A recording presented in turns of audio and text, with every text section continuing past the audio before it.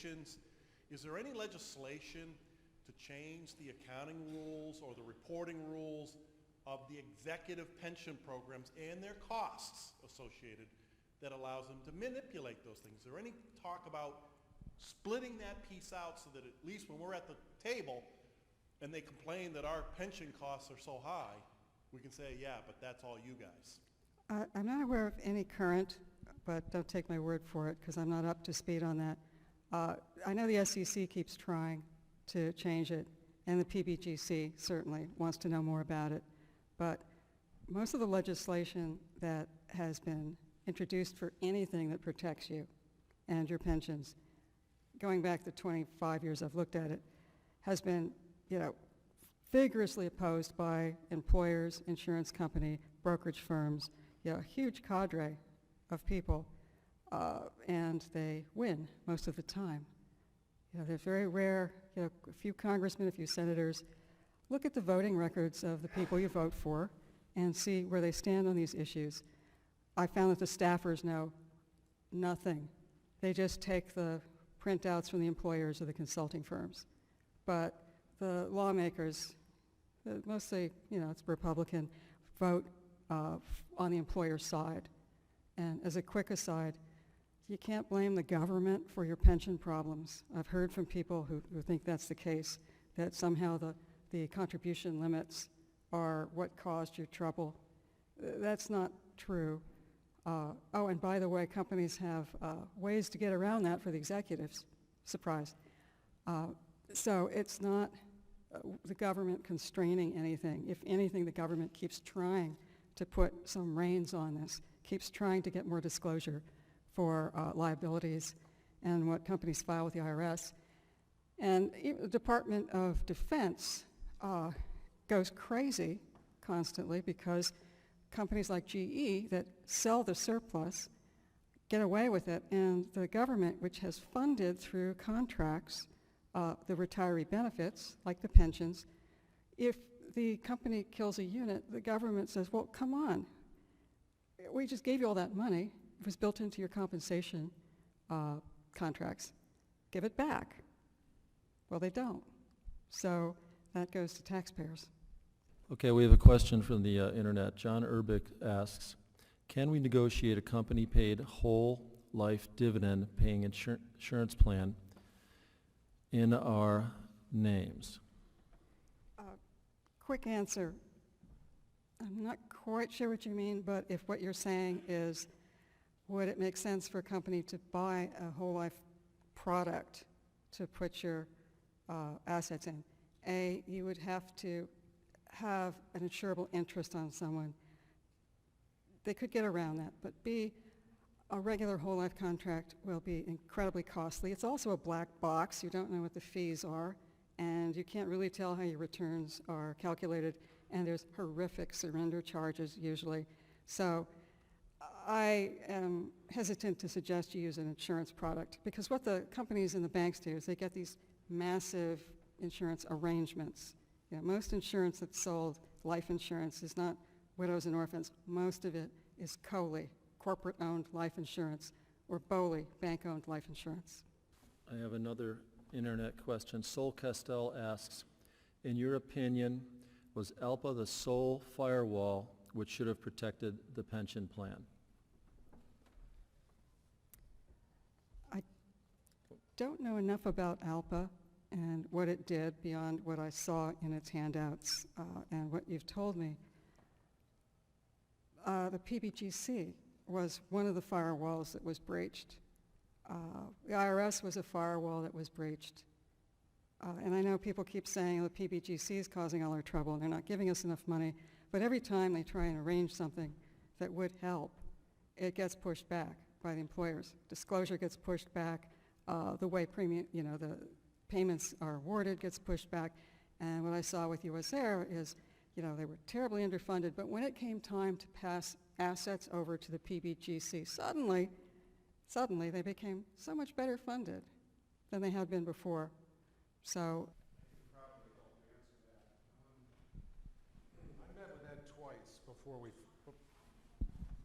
I met with Ed twice before we filed. Both meetings were an hour, maybe an hour and 15. I made the argument at the time, remember we filed on September 16th. The legislation that you mentioned, Ellen, the pension preservation, that passed about 2 weeks later. They knew, and we knew from Johnny Isaacson and Chambliss at the time, we knew the legislation was going to pass, which basically said, in our case, if your pension plan is underfunded by under 80%, you don't have to pay lump sums. And that was across the board, whether it was GE, Procter & Gamble, Delta, it didn't matter. So my argument at the time was, number one, you're filing Chapter 11, not 7. You're not going to liquidate. You're trying to restructure. And they also had information from an actuary that the fund was not really in trouble, even though it was funded at about 54%. Okay? I believe I know what you're talking about, and it was throughout the lump sum issue. They closed the door in October 2005, I believe. Closed it because they did not meet the liquidity threshold rules that said if you get underfunded by a certain amount, Right. You don't have to pay out lump sums. So they didn't meet the threshold on purpose, I believe. Right. And when, I believe it was July, it came around, they actually passed the threshold, and that's when Mr. Bastian, I think, went in and argued that that shouldn't be, something that was going to affect the lump sum arrangement. They also knew that they would pass the threshold in October for sure. So this was a good reason for moving things along. And yes, they knew about the timing of the legislation going into effect because they had been lobbying. The airlines vigorously lobbied for that, and they have been among the main companies that have profited from that. My point is ALPA knew. ALPA had that information and didn't just decided to, they got convinced that moving to a defined contribution plan was going to be in everybody's best interest, but it was misguided. And all I can say is they knew. John Worthen. We hear about multiple streams of income very often, and that's kind of the smarter way to go a lot of times. My question to you is, does that apply in our case? For example, we have a Frozen North plan, we have a PBGC plan. One of the avenues would be possible to have, a newly created smaller DB plan, 30% FAE, something like that, and then throw in a annuity that might get you another X%. In other words, trying to get everybody to a target goal, say $10,000 a year, for example, just pull it off of my head, as opposed to trying to get one size fits all, or whatnot. I'm not comfortable with a 401k being my large source of retirement, since the markets can swing so wildly, et cetera, et cetera. And part two of that is it possible to have an insurance against not paying out either the frozen DB plan or the PBGC says, hey, we're underfunded. My understanding, single payers are about $24 billion in arrears right now. So that doesn't make me feel very comfortable that they're going to even be around to pay off these plans. I'll answer your question moving backwards. The PBGC's underfunding crisis is caused by airlines, most recently. Before, of course, the steel companies contribute a lot to their burden. People keep saying it's going bankrupt or it's going to fail and we can't count on it. Personally, I would count on it because if it did reach a level too low, I'm fairly confident that the government would step in and cover that until it got better. But they are asking for higher premiums from companies, and obviously the companies are pushing back vigorously. Why should we pay more than, I don't know if it's $19 a year a person? Why should we pay $80? So they keep trying to improve their funding. They keep trying to find ways to get more assets into the plans. They are meeting a lot of resistance. And back to your first question, which I think was if you could have some kind of secure structure. Is that? Instead of maybe concentrating on just having our DBs,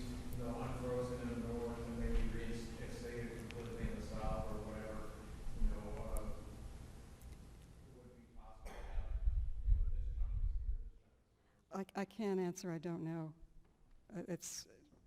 You would need so much more information.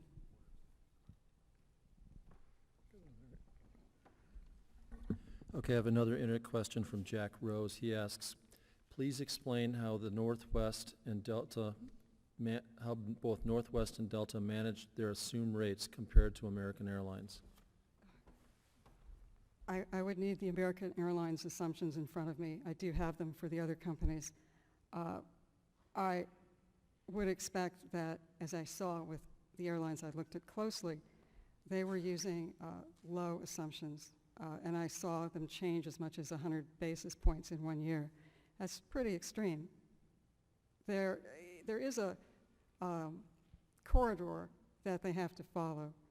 They can't go insane and raise it too much or lower it too much, but there's so much wiggle room within that corridor, so many ways to adjust it, that they can essentially just get away with changing it and misleading shareholders, misleading employees, and the government even. Is there any way to look at the assumptions that they made, say, 5 or 10 years ago and see what actually happened, so that we could see how out of whack those assumptions were? I pulled out the assumptions for all of these years, just the discount rate. I think that the expected return assumption it's important, but it's not as important.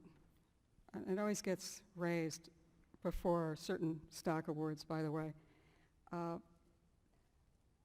The discount rate, as I said before the bankruptcy, was at 5.69, and it had been moving down from 7.75.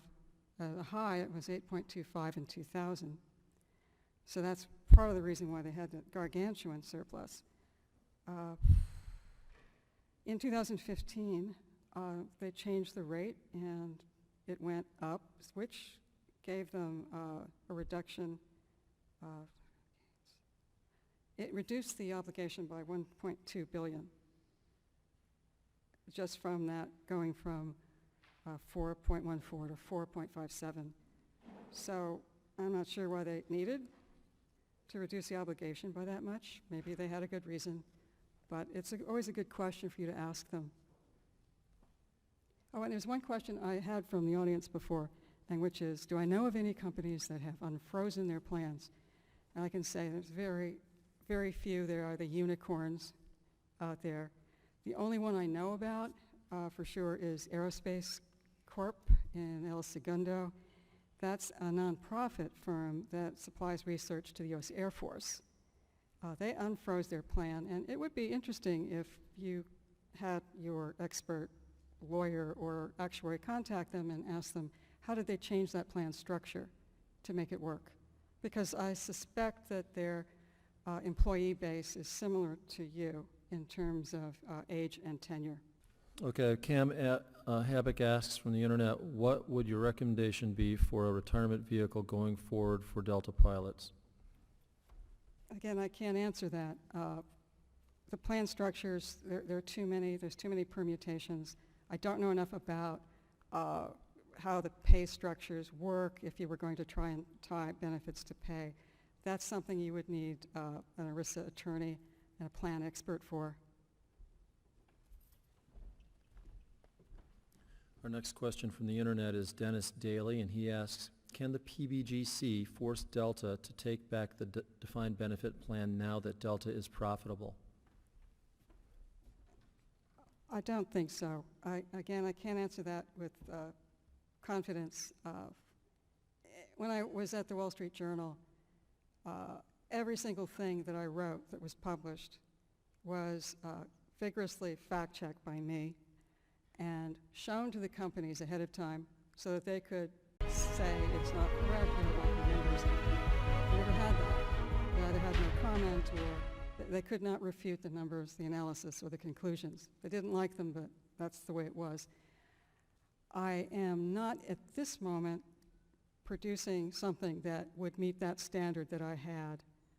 I would need to fact-check everything more. I would certainly contact the company and ALPA and get their response and sort of go back and forth with them to see if I'm tossing out the right conclusions or numbers. But based on everything I've done in 20 years and the patterns I've seen in other airlines and what I know about interest rates and so forth, I'm confident in the general, in all the information I've given you, except the couple of numbers I threw off the top of my head. Hey, Ellen, thanks for coming. I really appreciate it. I've got a question for you. When I was on the MEC, we discussed a potential run on the bank if the pension became under duress or was headed towards termination. And I asked the question, what would be the effect if we froze the lump sum payout? And I was told initially, well, you would only be doing away with one vehicle for paying the retirement. You still have the monthly annuity, and that would certainly help the short funding. But then later, after a lunch break, I was told that there was no provision under ERISA for us to do away with the lump sum. Is there a provision for a plan under duress to stop a lump sum payment? You're talking about the anti-cutback rule. I think that in a termination situation, yes. Duress, I don't know what the threshold is. Again, it was the liquidity threshold that the company didn't meet by not contributing that stopped the lump sums. And prior to that, anyone's guess as to why they didn't do the same thing and stop the lump sums. Was there a benefit to the company of having those assets go out the door and thus reducing their funding levels to make them look worse?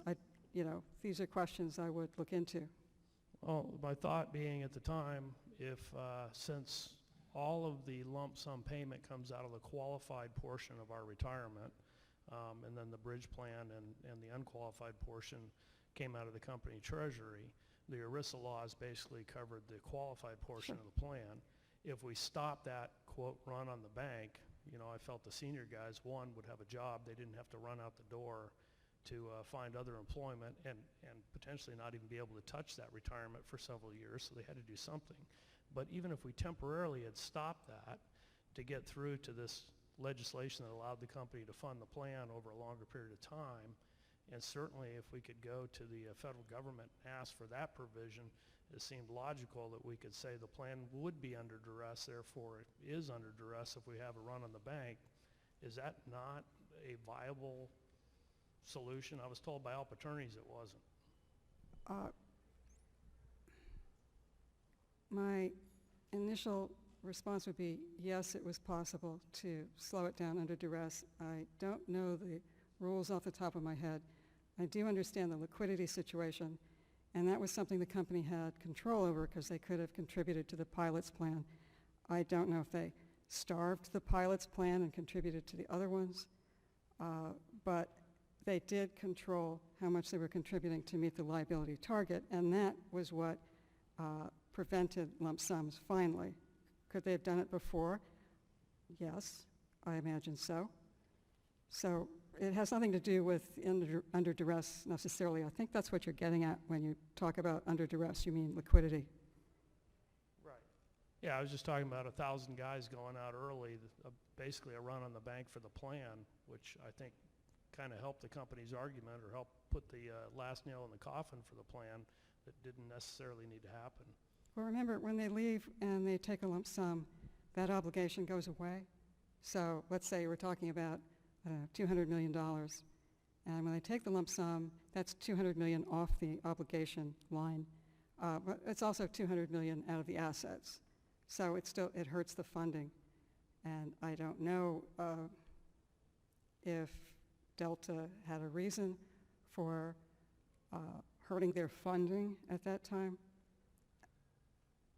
Obviously, to be fair to Delta, this was a complex time, and they weren't doing everything they did to destroy your lives. But I think management often takes its direction from their consultants and lawyers, and clearly there were things that could have been done, and I don't know. The CFOs understand this, but... Don't they, though? Sorry? I say, don't they, though?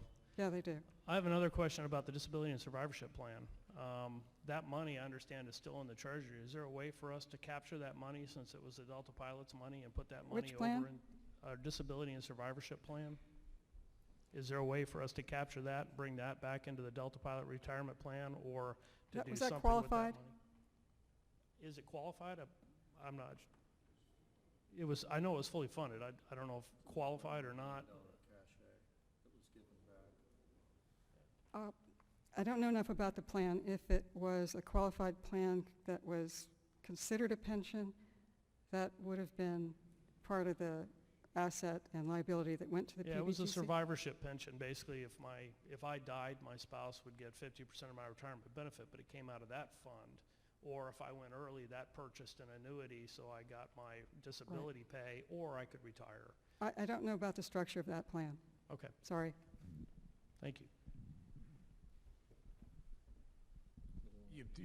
The DNS survivorship plan's got about 1.1 billion in it right now, 1.1 to 1.2. A surviving spouse, if you had to retire by December 31st of '09 to still be in that plan, most of the guys in the room right now really don't have that available anymore. But you got basically about a third of what your final average earnings were. If you made $15,000 a month, your surviving spouse now gets about $5,000 if you predecease her. To add some clarity to your question, John, the PBGC is underfunded only if they had to pay everybody what they own today, just like you're underfunded on your mortgage if you haven't paid it off yet, but the bank wants it all today. And the PBGC, Ellen, correct me if I'm wrong, they were getting about $7 or $8 per employee from companies that have a defined benefit plan. They've now bumped that up to about $30 per employee. And again, like you said, it's not, it's one of those where when you own the printing press, the U.S. government's not going to let the PBGC go away. So I know guys worry about that. Am I really going to get money from that? Am I really going to get money from Social Security? Again, when you own the printing press, you can pay everybody. I can answer a little bit of that too, just for a second. I also called the PBGC, and the only times that the plans were released back to the company was under malfeasance. LTV had it, and there's one other company. So the person I was talking to said that outside of malfeasance of the company that set up the plan, there's no history of giving the plan back. Right. Right. On Delta, Pilot specifically, that we couldn't even attempt to get it back in 5 years, Right. which to me was also a BS kind of move by the union. Okay. Okay, this is the 5-minute warning. We do have another question from Sol Costel. I think it might have been addressed a little bit in the presentation. How would you rate ALPA's competence in protecting our benefits? Well, the answer is sitting in this room. I can't give them a grade on competence, but I can give them a grade on the results. As far as printing press and printing money, they can print all the money they want. It's just whether it's worth anything when we get it or not. It's another question. But the last slide you had that showed the liabilities for the current pension plans, how much of that percentage of that was for the Northwest pilots, and how much it was for executive? I don't have that breakdown. I have the figures, but I'd have to dig them out. Sorry. Sorry. One last question for me. A quick way to get a rough idea about what it was at the time is to look at the total liabilities that were transferred to the plan at the time.